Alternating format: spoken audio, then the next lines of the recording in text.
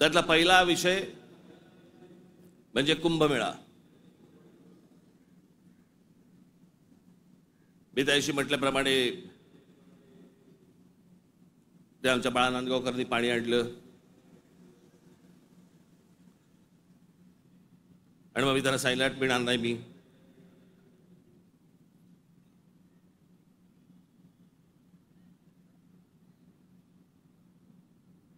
मग नव्याने वारं शिरलेल्या काही हिंदुत्ववाद्यांना असं वाटलं अरे मी कुंभमेळ्याचा अपमान केला. मूर्ख आहात का?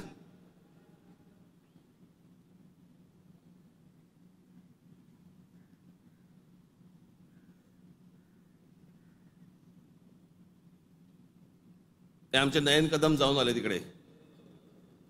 कुठे नयन? कसं वाटलं? म्हणे आतमध्ये गेल्यावरती असं झालं म्हणे. म्हटलं नाही, खालून प्रेत गेलं असेल एखादं.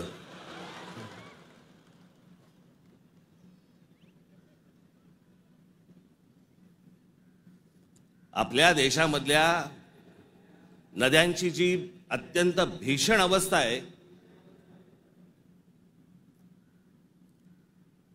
ज्याला आपण माता म्हणतो, नदीला देवी म्हणतो,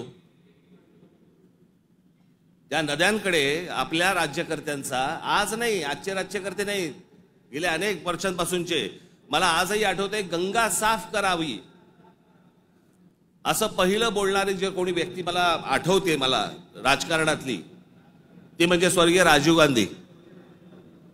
राजीव गांधी ज्यावेळेला पंतप्रधान झाले त्यावेळेला त्यांनी गंगा साफ करण्याचं काम सुरू केलं.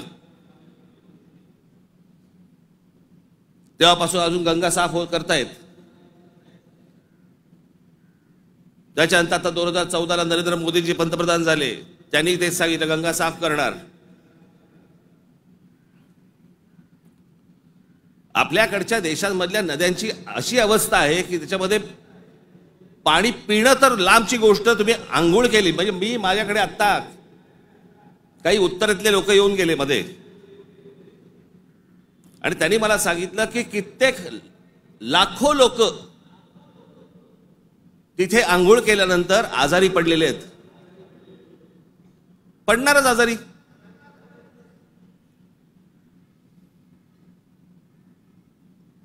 त्या गंगेवरची काय परिस्थिती आहे?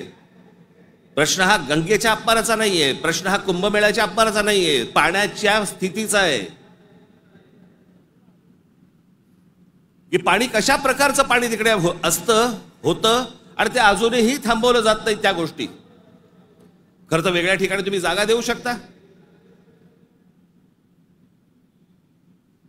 सहज एक मिनिट भरासाठी म्हणून मी तुमच्या समोर गंगेची आत्ताची परिस्थिती काय आहे ती मी तुम्हाला फक्त दाखवतो. ही गंगेची परिस्थिती आहे. आतापर्यंत 33,000 कोटी रुपये खर्च झाले त्याच्यावरती. तुम्ही आता तो महंत बघितलात ज्याला बोटीतनं तसाच्या तसाच टाकून दिला.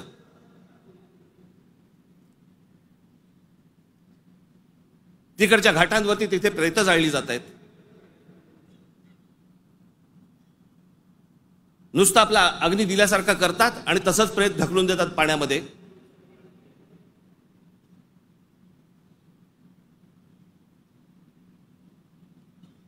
हा कोणता धर्म?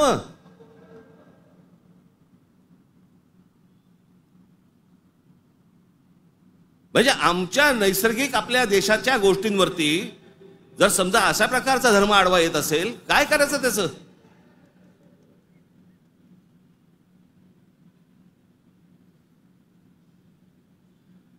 आपल्या गोष्टींमध्ये आपण सुधारणा नको का करायला?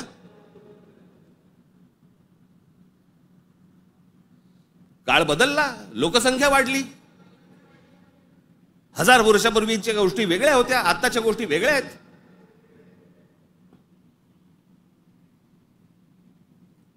हेच सगळे विधी हटपण्यासाठी म्हणून त्याच इथे वेगळ्या एका घाटावरती एखादी जागा करता येत नाही का? मग काय सांगतात लोक? ऐकत नाहीत. ऐकत कसे नाहीत? दारू पिऊन गाडी चालवल्यावरती पोलीस पकडतात. हे समजल्यावरती लोक टॅक्सीने जायला लागले की नाही पिऊन? झाली की नाही सुधारणा?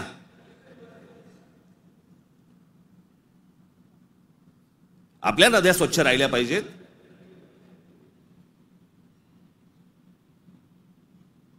या सगळ्या नद्यांवरचे जे काही मधले मधले भाग आहेत इतके गलिच्छ आहेत, इतके गलिच्छ. आणि या नद्या बर्बाद कोण करतोय? आपणच करतोय. कशाच्या नावाखाली? धर्माच्या नावाखाली.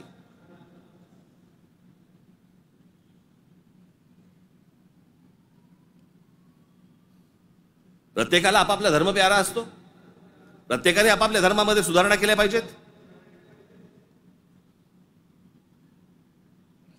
मी ज्या वेळेला हे गंगेवरचं ज्यावेळेला मी पाहत होतो सगळ्या गोष्टी, मला कळेना हे कसं काय चाललंय.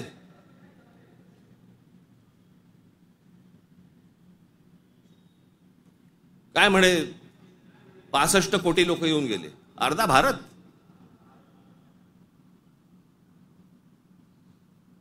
चला त्यातले आपण 5 लाख आपण पकडूया, व्हीव्हीआयपी आणि व्हीव्हीआयपी. बाकीचे काठावरच बसले असतील खो खो खेळायला. बरोबर की नाही? प्रत्येकाची जरी 200-200 ग्रॅम पकडली, चीनची भिंत बांधता आली असती आपल्याला.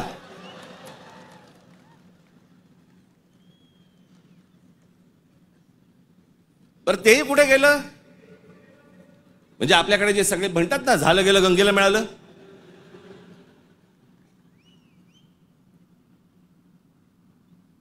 महाराष्ट्रामधली देखील आज नद्यांची परिस्थिती हेच.